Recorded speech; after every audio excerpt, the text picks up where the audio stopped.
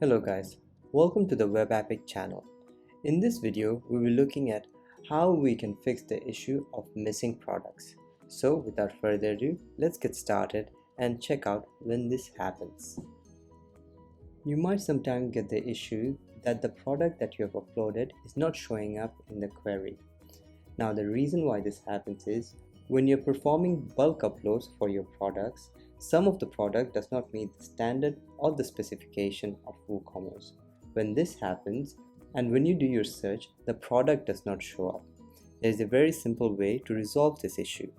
What you could do is go down to CTX feed, click on settings.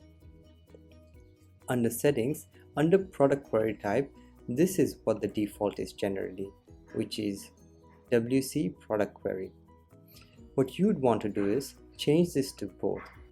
When you choose both as your option, the query looks into the WordPress and also the WooCommerce for the products, and all the unique products from the search are returned back into your feed. Hence, even if some of the product is not meeting the standards of WooCommerce, it might show up in the WordPress query, so you will not have any missing products. After you have done that, scroll down and click on Save Changes.